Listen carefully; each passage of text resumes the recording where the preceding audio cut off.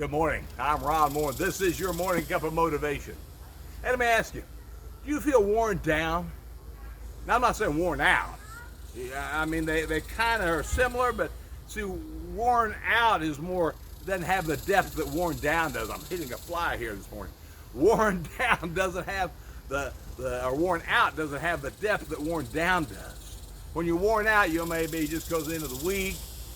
You worked hard, and you just need a day of rest. No doubt about that, and nothing wrong with that.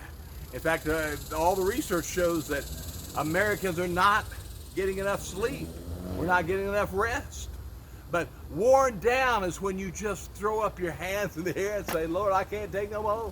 I mean, you feel like you have nothing in your mental, physical, emotional, or spiritual bank account, and you can't go anymore. That's what being worn down is.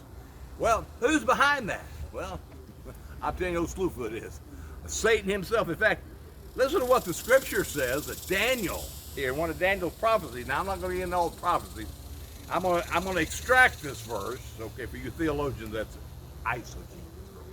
Okay, in Daniel 7, verse 25, it says, and he will speak against the Most High. In other words, he's going to say, hey, is God really good?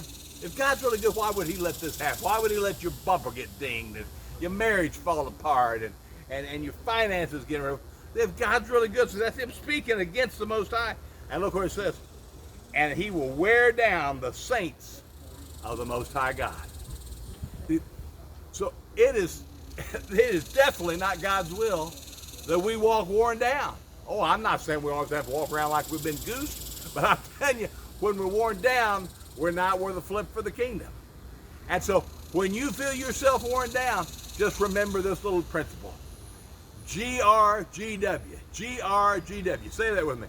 G-R-G-W. G-R-G-W. Get rest and get in the Word.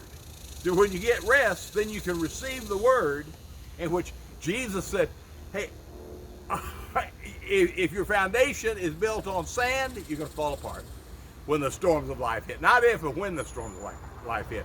If it's on the rock, the solid rock of his promises, this book, what he had to say, hey, you may not like the storms. I don't know anybody that likes the storms, but you'll have that blessed assurance in the midst of them that you will make it through. You'll be able to receive what he said in John 14, when he said, hey, in this world, you're going to have tribulation. And not if again, but you will. You will have tribulation. But, he says, be of good cheer, because I've overcome the world. So in the midst of all these times of just feeling like you're being worn down, man, you look up and say, Lord, I thank you that all things are working together for my good. Not that everything's good, but that all things are working together for my good. Romans 8:28. Because I am one of the ones that loves you and am called according to your purpose.